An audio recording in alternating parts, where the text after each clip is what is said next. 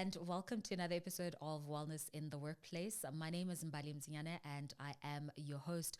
Wellness in the Workplace is a podcast that aims to equip new and experienced professionals with the tools and insights to navigate complex workplace dynamics. And on today's episode, we are recognizing Mental Health Awareness Month, which is in the month of October in South Africa. Our topic today will be focusing on employee wellness and mental health services within the workplace. And we are talking to the CEO of Greatwell, Tantaswa Fubu. Greatwell is a wellness consultancy that helps clients realize dividends through effective wellness strategies. Welcome to the podcast. Thank you so much, Mali, and thanks for having me. Thank you for being here. And I was just saying, off camera and before we started recording, for just trusting me, because this was definitely a cold call and reach, but also just trusting the conversation that we're about to have today, specifically around employee wellness and mental health in the workplace. So just last week or the week before, on the 10th of October, was World Mental Health Day. And the theme for this year was on mental health in the workplace. And I think this is a silent epidemic that is just happening where, individuals are struggling with mental health challenges within the workplace and not really having the effective resources, means, as well as environment that is conducive to their mental well-being within the workplace. But before we dive into that discussion, I want to know a little bit more about your background and how you came to focus on employee wellness and mental health in the workplace.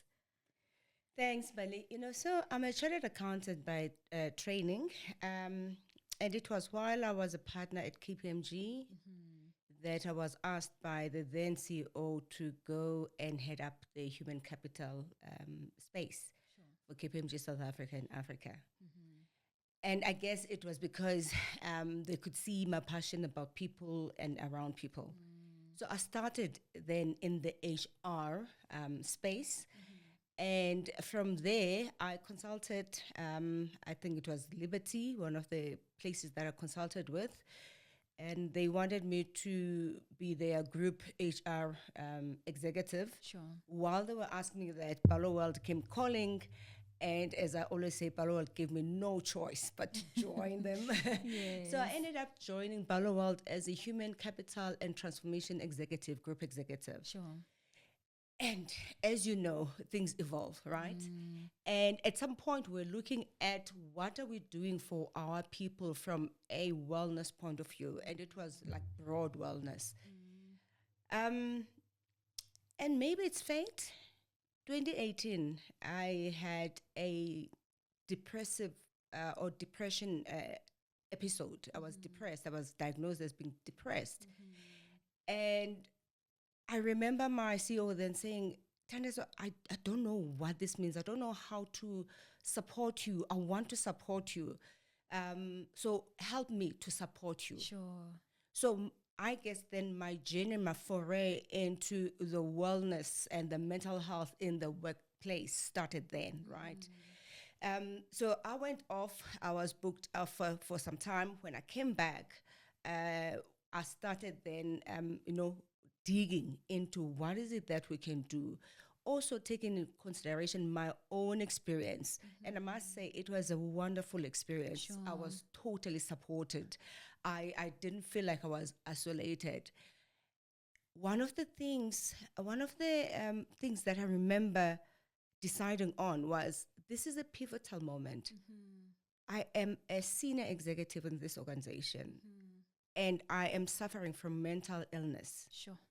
It's either I hide that, or I bring it up and I talk about it freely. And I decided on the latter. And I guess, again, that I had the support made this easier for me, right, to talk about it. As I started talking about it, it was interesting how many people started coming out and telling their own stories. Others, it was a mental illness that they were going through. others, they were dealing with family members who are going through some form of mental illness. And it started this culture of being open and feeling that this is a safe space. And as you know, cultures don't evolve quickly. Yes. So it was a slow culture, but at least it started it, right? At some point, the executive that I was with at Baluworld, they asked me to particularly look at mental health and devise a strategy that the organization could use to help the people. And that's where it really, I think the bug bit. And because also I love people, I just have this insane deep love and respect for the human being. It just made sense that if we're saying we're looking after the whole body, after the whole person, then we could not leave mental health outside. Yes. Ooh, I think what you've just captured there is holistic well-being, right, of an individual. But, for anybody who may be struggling to conceptualize what employee wellness really is within the workplace, how would you define employee wellness and a wellness strategy that supports that? Because I was fortunate enough to just be in the audience at HR Indaba a few weeks ago, where you made a comment that a lot of organizations have an EAP strategy, but not a wellness strategy. So when we're talking then about employee wellness, what is it? And what is then that wellness strategy that supports it? Okay. So employee well-being and wellness is really talking to your particular employees in your particular organization. That is why it is not advisable that you take someone's wellness program and plug it into your own organization, right? Sure. And the reason is when we do wellness strategies, one of the first things that we do is to listen to employees. And we look at the different demographics from different perspectives and make sure that we listen to each of those demographics, that they are represented, their voices are heard. Because if we don't do that, companies would, as I said, use an EAP service provider or even come up with a strategy, but that has been thought about by the senior people when they have no full appreciation of what is happening on the shop floor, right? Sure. So the great strategy is firstly about listening to people and hearing what people are thinking, what people are going through, but also what solutions do they believe they need. Because I always say, when people have challenges, they have an inkling of what the solution is, right? So you don't have to sit in an air-conditioned office and write up solutions. You must go, and hear people out and listen, because then you get their solutions and you craft then your strategy around that. Sure. And the reason I said companies do not have a wellness strategy, I actually said they are helping the EAP service providers with their own strategies. Sure. Because the EAP service provider, while they are helping you, they want to make money, right? So that's what you help them with. However, if you craft your own strategy that's concerning your own people, you can then call the EAP provider and not take everything that they give you. Sure. Because now you know that your people are dealing with this. Also, you might know that in this division, my people are dealing with this, in that one, they're dealing with that. And then you have an all-encompassing program, right, or strategy that deals with everything else. What we also need to understand is that people do not present the same. Sure. So you cannot have a one-size-fits-all approach. If you are really deliberate and interested in the people's well-being, what I've said before is fairness in wellness is not equality. Sure. What is it then, if it's not that? It is about treating each individual as they come, giving space and helping support each individual. Because you know why? Because I suffer from depression from time to time. Someone else suffers from bipolar. And then someone comes and say, I have amadlows, you know, I need to do this and that and that. You can't take the solution for me and for someone else who has a bipolar and give it to the person who's presenting with amadlows. It doesn't work. That's why you have to be very focused and deliberate. Sure. Yeah, that's a very high touch, high level of intentionality that I would actually argue that a lot of organizations don't have, right? Because I perceived wellness services within big organizations at that as a nice to have in most cases rather than a must have. But maybe just coming back to, some of the common misconceptions around mental health services within the workplace. What would you say are those based on what you have come across and with the clients that you've worked with previously? Firstly, maybe just to touch point on something that you said. I don't believe that investment in wellness is where it should be or how it should be. Yet, I know this for sure, that with COVID and after COVID, there's an awareness that's been ushered into organizations, Definitely. and I believe that senior people really do want to get this right. They coming from a good place and good intentions. What they probably are not getting quite right is how to craft it and individualize it for their own organizations, right?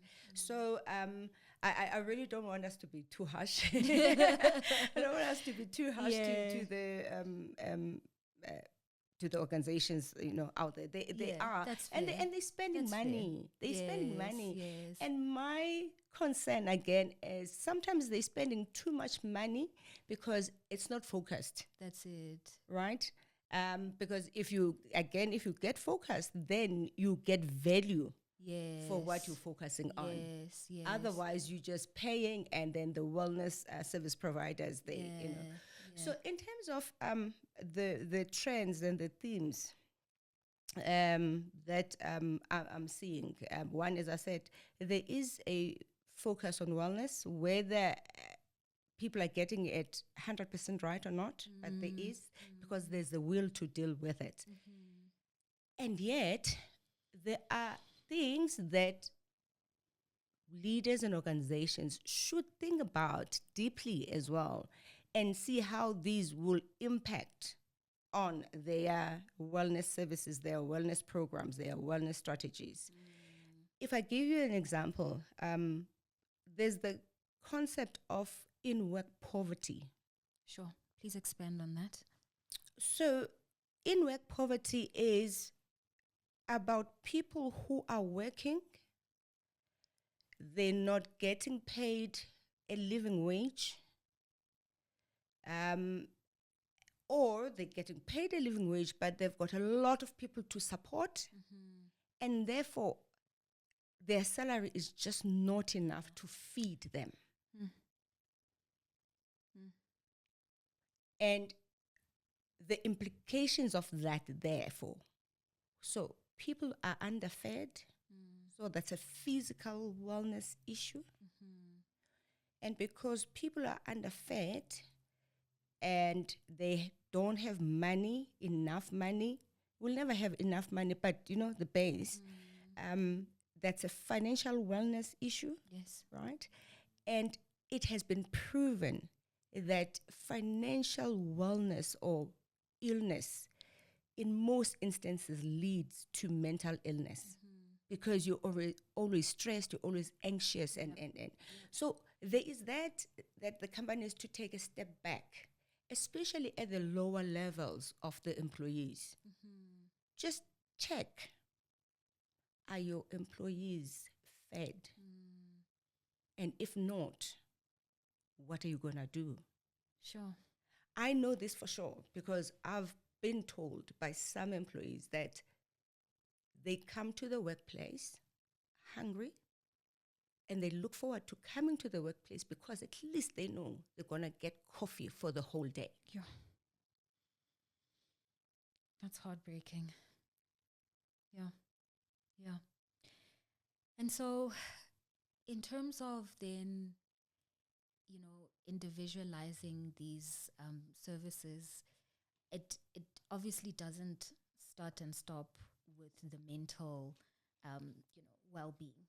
It looks at the individual holistically, and for something as complex and also socio-economically related as what you have highlighted, how then do organizations try to, or how can rather, they try to balance, obviously they need for resource management, cost management, etc., with making sure that at the baseline, their employees are well taken care of. Because a well taken care of employee, whether it's financially, mentally, emotionally, spiritually, whatever the case is an employee who is happy and is an employee that can lead to greater performance and productivity.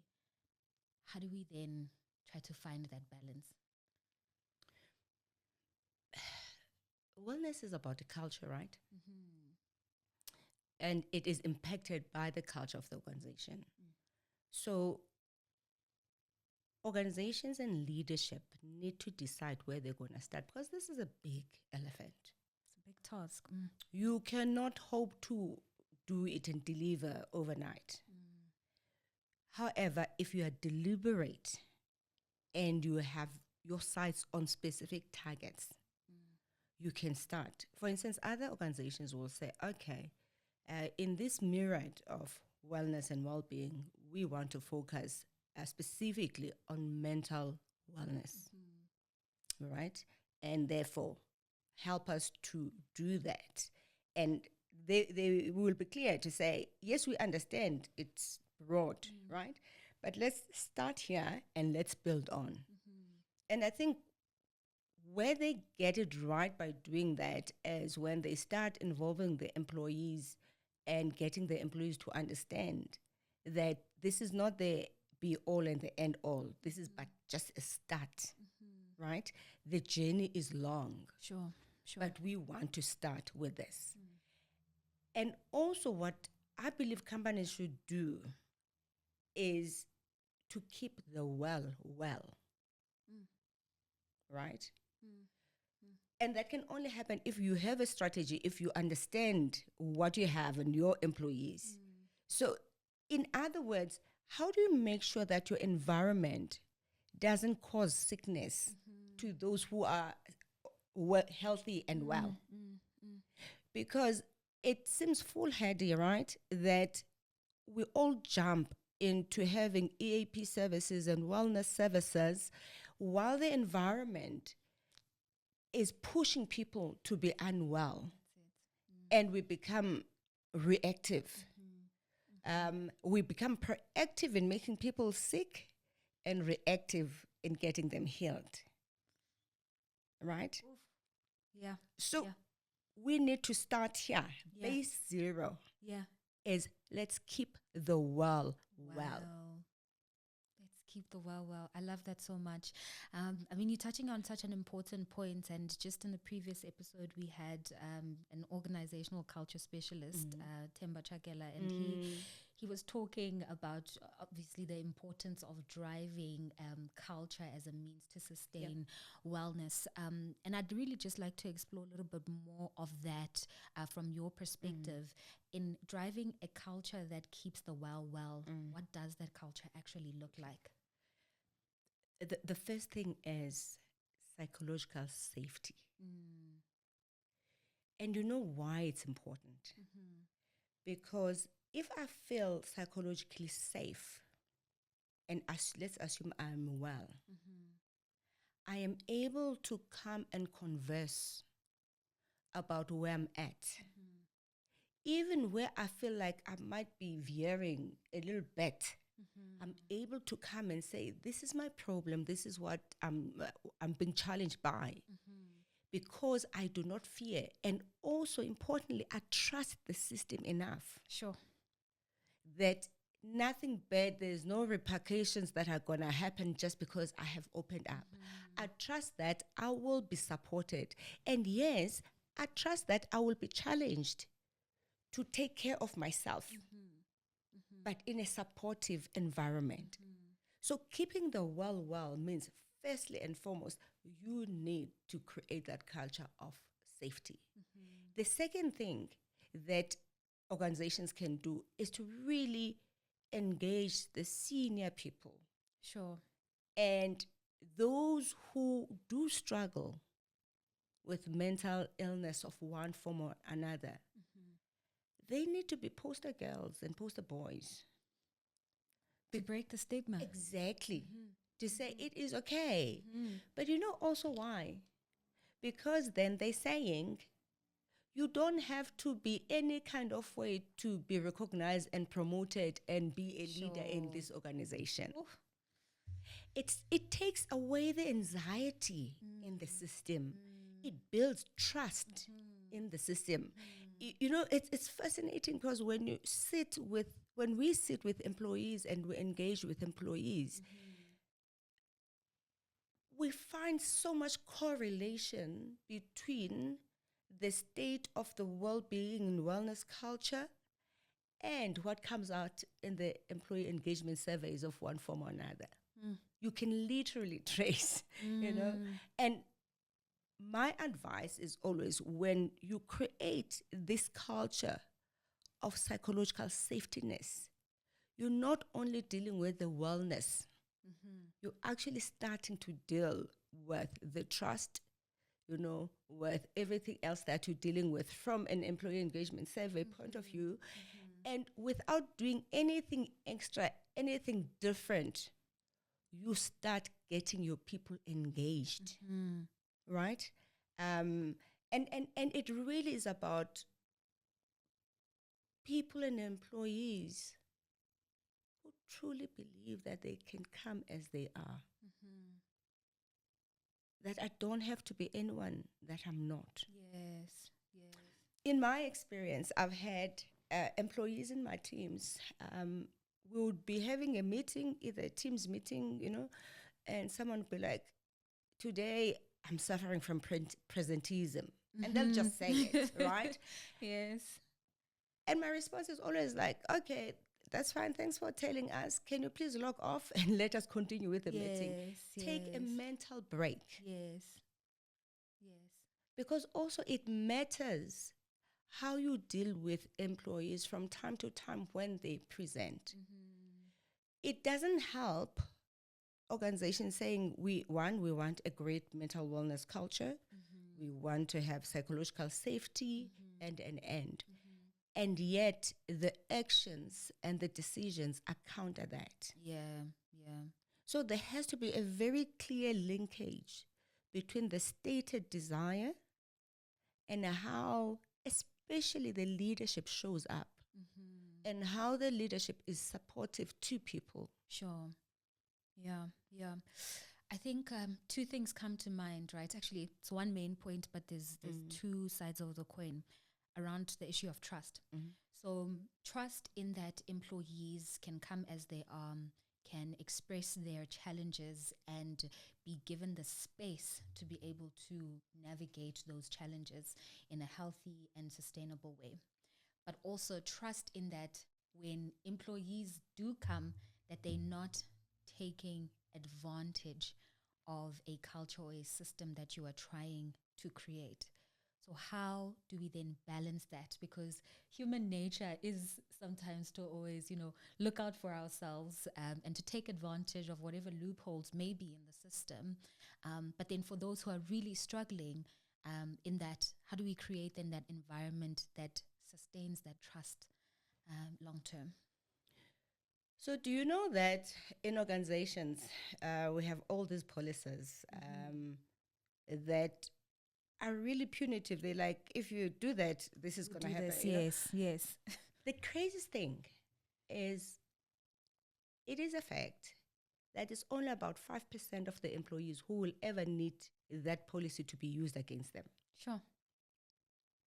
So organizations and leaders need to think about this and the implications of that. Because even in the scenario that you have given me, probably 5% or less of the employees will take advantage of that. So are we not going to have a great wellness culture and everything here because of 5% and the 95% That needs it. but also the 95% has integrity and they'll do anything, and actually they love you forever if you treat them well. So you see where this is coming to. It's coming to the leaders, the line managers, having the courage to have difficult conversations with the individuals who are spoiling this for everyone else. So I don't believe it's fair to say we can't do this because others are going to take advantage of it. We should be saying we will do this, even though we know Sure. that there is a minority That's that will it. try and take advantage of it, and we will deal with that minority accordingly. So there's a shift again Yes. that we need to go through. Yeah. So I'll give you an example about Greatwell. One of the things that we have or we are doing is to radicalize the the policies. Okay. So one annual leave or leave policy. Our leave policy is you will take leave when you need it, however long you need it, as long as you tell someone else. And yes, people might take advantage of that. Yes. But I always say, you will actually soon find out who the slackers are. Sure. It's the easiest way to identify who's high performing and who's not high performing, right? The second one is the dress code. Be beautiful, be comfortable, be safe. That's our dress code. And so you come as you are. Yes.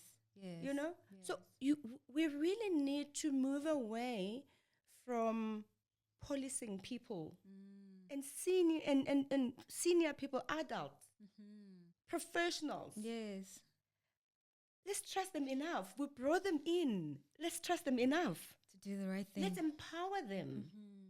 Let's give them a supportive environment and let them flourish. Those whose values are not aligned, they will soon show up. And we can have the courageous conversations with them and see where that takes us. But let's not over-regulate everything just because of 5% of people. Yeah. Not fair. It's not fair at all. Not fair at all. I think a recurring theme in just some of your responses is the role of leadership and senior management, right? And in some of the comments that, we've received from some episodes around toxic workplaces or toxic management styles, it's been emphasized that it is the line managers or leadership that drives that. So how do we start shifting that? Also just transforming the mindsets of leaders in terms of how they lead and the cultures that they need to create, because there's a huge responsibility in how they do what they do and how that shapes culture and also shapes the experiences, the lived experiences of the employees on the ground. Yep. My belief is human beings in general have a desire to do good.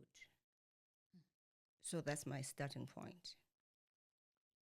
So leaders, line managers are human beings too. So I believe that the majority have a desire to do good. Whether they do good or not is another question, right? And why would therefore a leader who desires to do good allow a toxic environment to fester or drive toxicity? There's something about role modeling, right? The leaders that were there before us, how were they behaving? Was that revered or called out? You know, and we tend to assimilate, you know, what we see when we look up. Yes. And we become that because we want to go up. Yes. And in our worldview, there's no one else who has gone up who is not like that. So I believe that this toxicity sometimes is very systematic in the organizations, and it needs deliberateness again for it to be, you know, broken. Where it needs to start, in my view, again, is from the senior leadership, because that's where the culture is set, right? So the senior leadership should be having discussions like, what's the DNA of a leader of this organization that we want to see? And what behaviors come with this DNA? And test that, you know. How far are they from the ideal DNA, or how close are they? Because then they can have a roadmap to say, we'll move from here to there, right?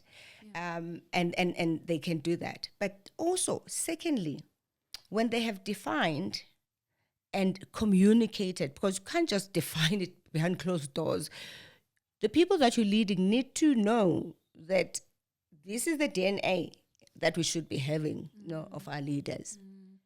When you've done that, as a collective, as the leadership, you need to hold yourselves accountable and each other accountable. You need to call each other out. Because should just one of you not, you know, live up to this, and nothing happens to that person, do you think people are going to believe you that you want to be like that? Thirdly,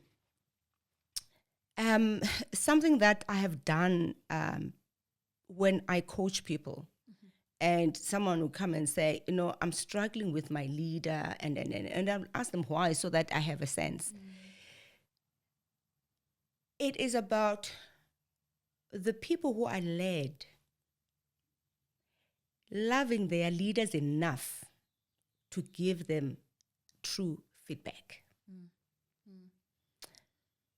Because if you love your leader, you want that leader to be a better leader, right? And yet there are things that are not quite happening, not happy with. How is that leader going to change if they're not hearing you? The critical issue is how you do that then. And I've always said to people, you need to go to your leader with love. The intention must be love, otherwise it's not going to work. And you need to go with a certain language.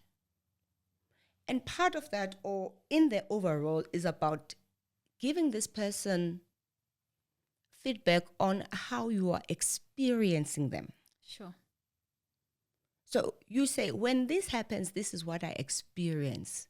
And then you ask a question. You look your leader in the eye, you ask a question. Was that what you wanted me to experience? Is that how you want me to experience you? I promise you, it changes the landscape. Because suddenly the leader's like, they start thinking, because you know why? Because now it moves it away from intention. Because leaders are very quick to say, but that was not my intention. Yes. And this is not about your intention. It's about the experience of the people that you lead. Yes. Whether it was intentional or not, it's besides the point. Just know that this is how I'm experiencing it. And if it is not your intention, then maybe you're going to change, right? Yeah. Because now I have loved you enough to tell you But if it is your intention and you're not changing, then the organization needs to deal with that. Leaders who refuse to change must be changed. Sure. Ooh, a couple of powerful things there. The one about intention, because we can't qualify your actions based on intention. We qualify your actions based on the outcome, right? And that's an important thing. But secondly, I think there's so many, I think, words in what you've said, a couple of words that came up that may be counterintuitive in a high-performing organization where we are driven by the bottom line and profits. Concepts like love, concepts like kindness. Why is that important, and what does that actually mean in the context of the workplace? So behavioral scientists have long proven this, right? They had this positive reinforcement experiment with the whales, which are mammals, right? And from that, it was seen and concluded that mammals do better and best with positive reinforcement. How do you positively reinforce someone who you do not love? What's so wrong about love that we can't have it in the workplace, right? Yeah. Why is it such a foreign phenomena in the space, in the workspace? Kindness, we always talk about Ubuntu, especially we South Africans and Africans. We talk about Ubuntu. What does that mean, really? It means to be kind. And kindness is both about me supporting you, giving you the space and everything. It's also about me taking you to task, holding you accountable. It's about me having courageous conversations with you. And you know why it is kind? Because if you do something wrong or you don't get something right, and I bring you in and I say, you're not doing it right. To me, that's being kind, because you're giving that person an opportunity to change for the better, an opportunity to develop. Tell me that isn't love. Yeah, I think such a profound concept, and it makes me think about a quote from Bell Hooks, an author and feminist. I love Bell Hooks. Yeah, where she says there cannot be any justice without love. And that's exactly it. That's exactly it. Yeah. But maybe coming back to our conversation around mental health services within the workplace, can you maybe just share some examples of effective mental health services that you've come across that have really just radicalized not only your view on how to approach mental wellness or employee wellness within the workplace, but also just have changed the landscape? So one of them is dealing with GBV. And I had the privilege of dealing with this hands-on, whereby as we decided that we are really going to deal with our people's mental health, and ensure that they were supportive. We started. It was not strange, but it was sad actually. Started getting calls. I would directly get calls on Fridays, and I at some point anticipated it. I would get calls, distress calls on Fridays from some employees, and someone is screaming because the partner is back, the partner is threatening or is beating them up, and others have gone to a police station, and the police are like, where do we enter dinner? This is your family affair. We're not, and you get women calling you on a Friday, late afternoon or early evening, and saying, this guy is going to kill me. And you ask, where are you? And they give you the address, and you send people to go and extract. And while you're sending them, you know that it probably is not only them, it's them and their kids, right? In one other example, there was a mother as well. Extract them. While you're sending, you're organizing a safe space, a safe accommodation for these people, right? After the safe accommodation, you have to organize food and everything else. So this thing is about opening up your space, because you know that if you do not do anything for that woman who is your employee, chances are, if you're lucky, on Monday she will be in hospital. If you're unlucky, she'll be dead. So you have to do whatever it takes to help that individual. And you put them up in a place of safety. And now you're thinking, oh my gosh, Monday the kids need to go to school. So we need to organize now transport for the kids. So can you see how radicalized that is? Because I don't believe that organizations are thinking like that. No, not at all. Not at all. So you have to really think about what your people are dealing with and how you're going to respond to that. Yeah. You know, and so most of the people I didn't know the face, you know. And when I meet them, they say to me, Tantaswa, and then they hug you. And they're like, oh, thank you so much.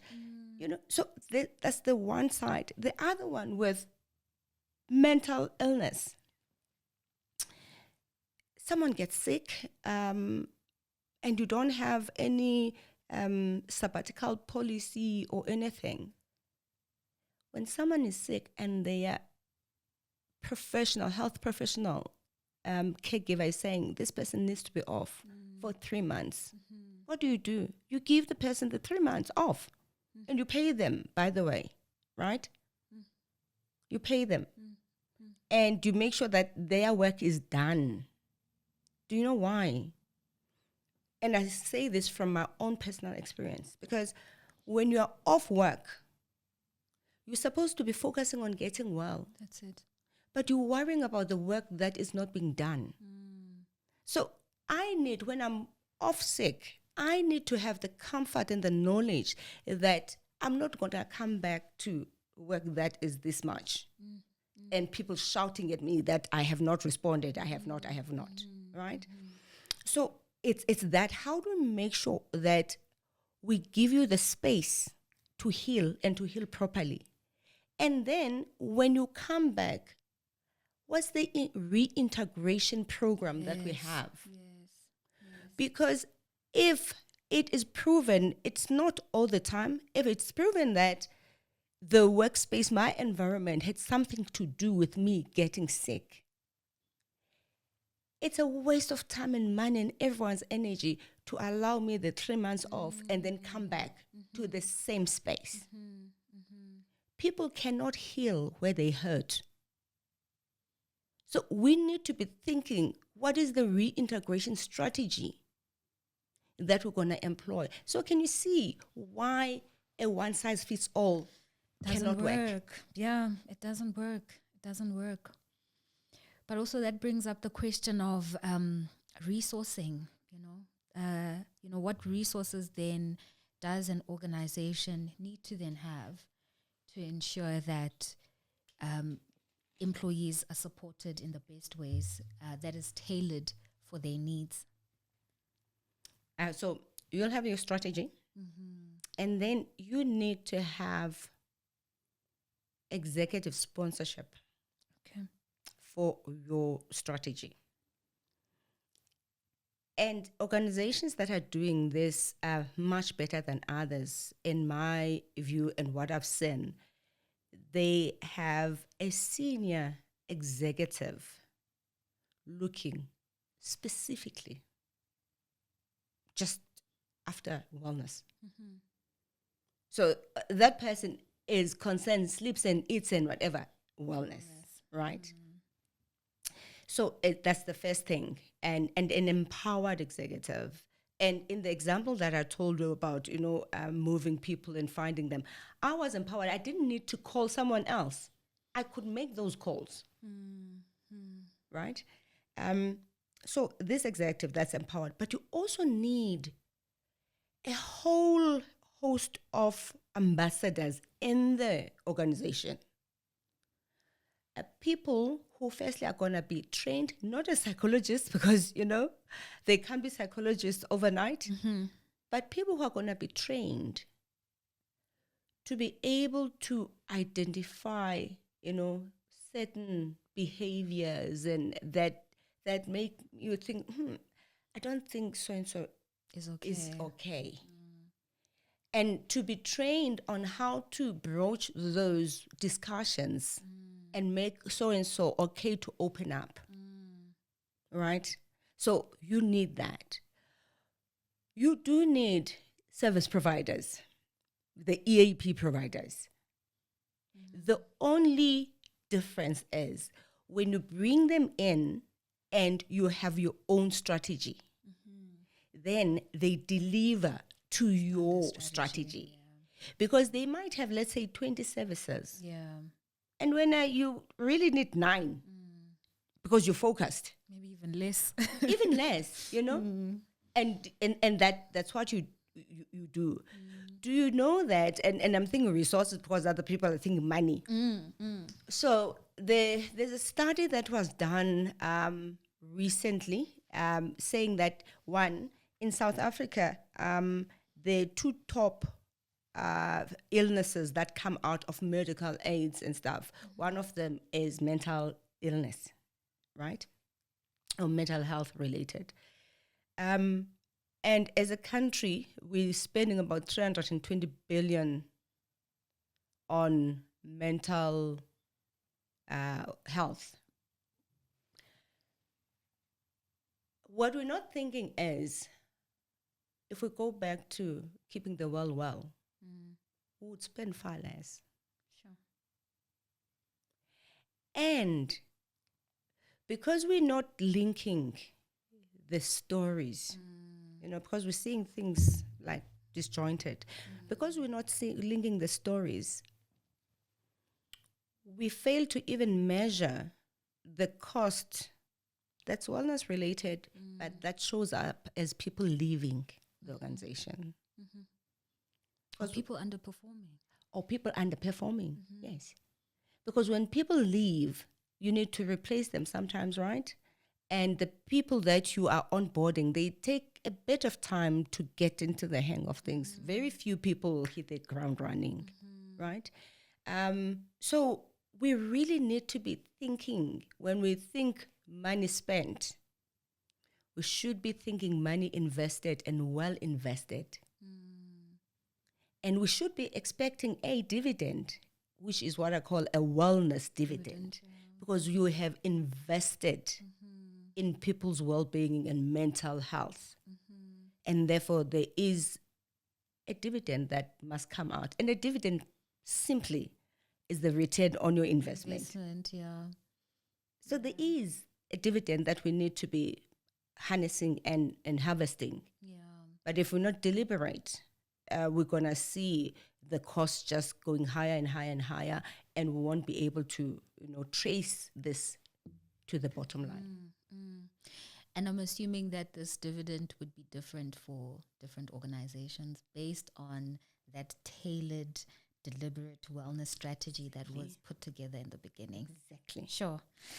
I think that's a good way to end off this part of the discussion. So many insights, so many things to also just reflect on. If you are a leader listening to the podcast, or even an employee who can now have insight to help empower you in terms of what to expect within an organization, and also just what to hold your leaders accountable to. I think that's also very important, that sense of accountability. It's the employees loving the leaders, so it goes both ways, right? Yes, definitely. So my bonus question to all of my guests, I usually have 2. One is, what does wellness in the workplace look like for you? Oh, I thought you were going to give me both. Okay, let me start with that one. Okay. Let's just start with that one. What does wellness in the workplace look like for you?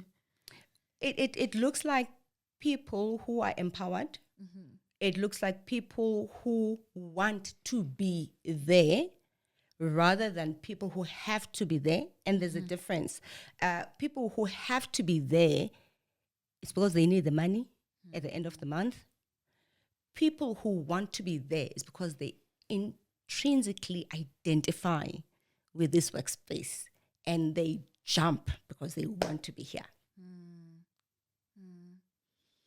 Second question, what book, podcast, or article have you read or listened to that shifted your perspective about work, and how did it do that?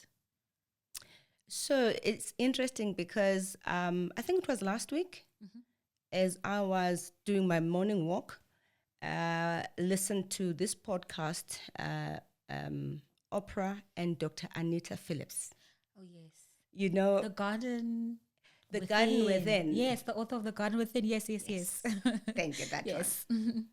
So it was very fascinating. I found it very easy to listen to and yet very profound. And for me, as someone who is a believer, I was quite intrigued by how she is, moving in between the scientific space and the biblical principles. Yes. That was also fascinating for me. Yeah, the Garden of Eden.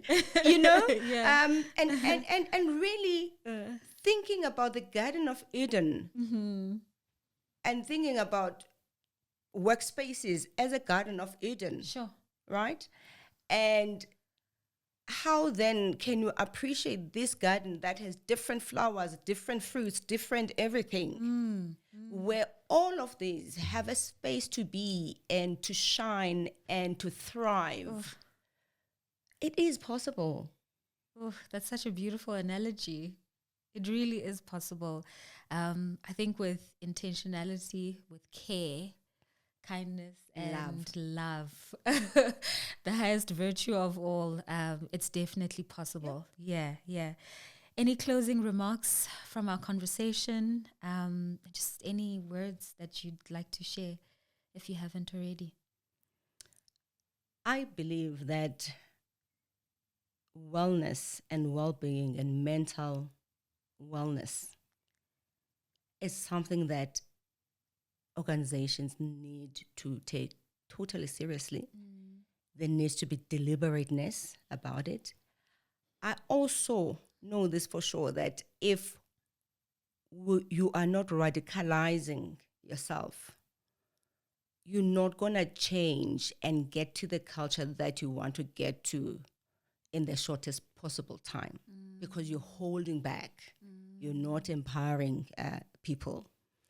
I also know this for sure, that where leaders lead with kindness, where leaders lead with love, they actually don't even have to do, the remuneration, retention schemes and stuff.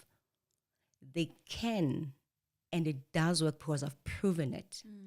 They can have moral contracts with their people. They don't have to pay them a cent more.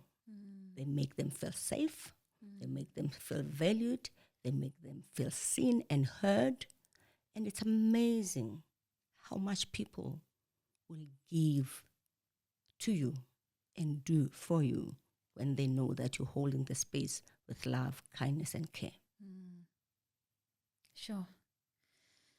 I think that's a beautiful note. Also, just to end off our conversation today. Thank you. I'm feeling very speechless because there's so much that is going on in my mind, but so much to just reflect on. Also, just how, as an individual, I show up in the work that I do. And I think we also just need to model what we expect from others. That's very important. Indeed. Tantaswa, thank you so much for your time. Thank you for your insights. This has been absolutely beautiful. Could easily be one of my favorite episodes, actually, because the conversation did not even go according to any of the questions I had today. No, thank you. I really enjoyed being here. Yeah. Because I honestly believe in the wellness in the workplace. Yeah. I believe we can do it. It's possible. It's possible. It's not only possible, it's probable. It needs deliberateness. It needs people thinking out of, like I said, go and have a meeting as a picnic. Yes. Take that picnic basket, go and see the creativity. Yes. The innovation that comes from that. Have a sleeping hub in the office, if you have an office, so that when people are tired, they can go take a nap. What's wrong with that? Because then the brain gets refreshed. And regenerates. And also we're dealing with human beings at the end of the day. Not robots, not machines, not automated things. Exactly. Human beings who are holistic, and I think the approach to wellness in the future is one that will need a reimagined way of work. Yep. And it starts with having conversations like this. So Indeed. We're changing the world one conversation at a time. Thank you so much for tuning in. This has been an absolutely beautiful discussion. I hope you have also enjoyed it. Please do remember to follow us on different social media platforms. So that would be Wellness in the Workplace _ on Instagram. We now have a company page on LinkedIn as well, so you can find us on there. And if you're listening on a podcast streaming service, we also have a video format on YouTube. Thank you once again for joining in. My name is Mbali Mzinyane, and I'll catch you on the next episode. Bye-bye.